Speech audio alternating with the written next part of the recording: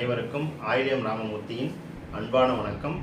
இன்றைக்கி நம்ம இந்த பதிவில் ஒரு முக்கியமான விஷயத்தை பார்க்க போகிறோம். அதற்கு முன்பாக எனக்கு திதி யோகம் கரணம் என்ற அற்புதமான பொக்கிஷமான ஜோதிட கலையை கற்றுக் கொடுத்த என்னுடைய குருநாதர் குருஜி சௌபாக்கியம் மணிவண்ணன் ஐயா அவர்களுக்கு என் மனமார்ந்த நன்றியை தெரிவித்துக் கொள்கிறேன். இன்றைக்கி நம்ம இந்த பதிவில் யாருக்கு அரசு வேலை கிடைக்கும் அப்படின்ற விஷயத்தை நம்ம பார்க்கலாம். பொதுவாக அரசு வேலை கிடைக்கணும் ஒருத்தர் கிடைக்கணும் அப்படின்னா சூரியன் பலமாக இருக்கணும் ஒருத்தருக்கு. இப்போ சூரியன் ஒருத்தருக்கு பலமாக இருக்குதுன்ற விஷயத்தை நம்ம எப்படி தெரிஞ்சுக்கலாம் அப்படின்னா, நீங்கள் வணிசை கரணத்தில் பிறந்திருக்கலாம், அல்லது சோபனம் அர்சனம் சுபம் நாமயோகத்தில் நீங்கள் பிறந்திருக்கலாம். இந்த அமைப்பில் பிறந்திருந்தீங்க அப்படின்னா நீங்கள் அரசுக்குண்டான ஒரு பிராப்தத்தை அனுபவிக்கக்கூடிய அமைப்பில் பிறந்தவங்க எடுத்துக்கலாம்.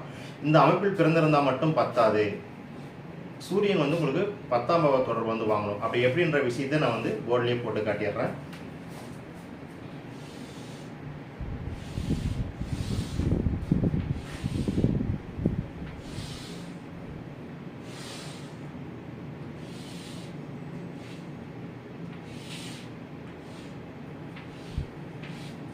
இப்போ உதாரணத்துக்கு நீங்கள் தனுசு லக்னத்தில் பிறந்திருக்கீங்க. தனுசு லக்னத்துக்கு 10ஆம் பாவம் என்பது கன்னி வீடு. இந்த கன்னி வீட்டில் சூரியன் அமர்ந்திருக்கலாம். சூரியன் அமர்ந்திருந்தா நம்ம சூரியனுக்கு 10ஆம் பாவம் தொடர்பு இருக்கு, உங்களுக்கு அரசு வேலைக்கு உண்டான அமைப்பு இருக்குது நம்ம எடுத்துக்கலாம்.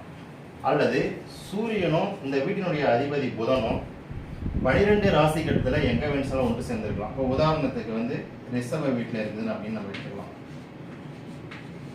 இந்த ரிஷப வீட்டில் இப்போ சூரியனும் 10ஆம் பாவ அதிபதியும் ஒன்றாக இணைஞ்சிருக்கிறாங்க அப்படின்னாலும் உங்களுக்கு அரசு வேலைக்குண்டான அமைப்பு இருக்குதான் நம்ம எடுத்துக்கலாம். அப்படி இல்லை அப்படின்னா 10 நட்சத்திரங்கள் ஆயில்யம் கேட்டை ரேவதி.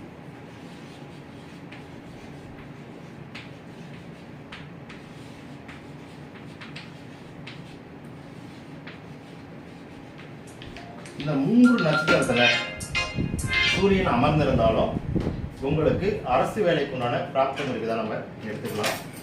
இப்படி அமர்ந்திருந்தால் மட்டும் பத்தாது, 10ஆம் தொடர்பு வாங்கியிருந்தால் மட்டும் பத்தாது, யோக நிலையிலே தரக்கூடிய நிலையில் இருக்கணும், யோகமாக இருக்கணும். அப்பதான் இந்த அரசு வேலைக்குண்டான பிராப்தம் உங்களுக்கு உண்டு. அதே போல நெகட்டிவா இருக்குது அப்படின்னா அரசு வேலைக்கு மீண்டும் முயற்சி எடுத்துகிட்டே இருப்பாங்க, அது தடையாகிட்டே இருக்கும். அதில் உங்களுக்கு ஒரு வெற்றியை ஈட்ட முடியாத சூழலை தள்ளி போயிட்டே இருக்கும். அப்போ இந்த மாதிரி ஒரு நிலையெல்லாம் இருக்குது அப்படின்னா நீங்கள் என்ன செய்யலாம் அப்படின்னா, நம்ம மேல்மருவத்தூர் பக்கம் இருக்கக்கூடிய அச்சரப்பாக்கம் என்ற ஊரில் அமைந்துள்ள ஆட்சிபுரீஸ்வரர் வழிபாட்டை நீங்கள் எடுத்துக்கலாம். எப்போ எடுத்துக்கலாம் அந்த வழிபாடு அப்படின்னு பார்த்தீங்கன்னா, வணிசை கரணம் நடைமுறையில் இருக்கும்போது எடுத்துக்கலாம், அல்லது ஒரு ஞாயிற்றுக்கிழமையில் போயிட்டு வழிபாடை நீங்கள் எடுத்துக்கலாம், அல்லது சூரிய ஓரையில் போயிட்டு இந்த வழிபாடை நீங்கள் எடுத்துக்கலாம். அப்படி எடுக்கும்பொழுது உங்கள் தோஷங்கள் நிவர்த்தியாகி நிச்சயமாக உங்களுக்கு அரசு வேலைக்கு உண்டான ஒரு பிராப்தத்தை அதை ஏற்படுத்தி கொடுக்கும். அதே போல் எனக்கு பாசிட்டிவாக இருக்குதுங்கய்யா சூரியன் அப்படின்னா நீங்கள் என்ன செய்யலாம் அப்படின்னா, உள்ளூரில் இருக்கக்கூடிய பிரதோஷ வழிபாடு, நந்தி வழிபாடு, அதே போல் சிவ வழிபாட்டை நீங்கள் தொடர்ந்து எடுக்கும் பொழுது உங்களுக்கு நிச்சயமாக ஒரு நல்லதொரு அமைப்பை ஏற்படுத்தி கொடுக்கும். நீங்களும் அரசு வேலைக்கு சென்று மிக சிறந்த ஒரு நிலையில் ஜொலிக்க முடியும். ஓகேங்களா? அப்போ இதை நீங்கள் நிச்சயமாக ஃபாலோ பண்ணுங்கள்.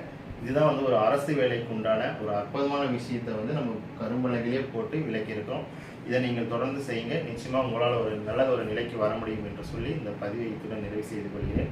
நன்றி, வணக்கம். மீண்டும் நம்ம அடுத்த பதிவில் சந்திக்கலாம்.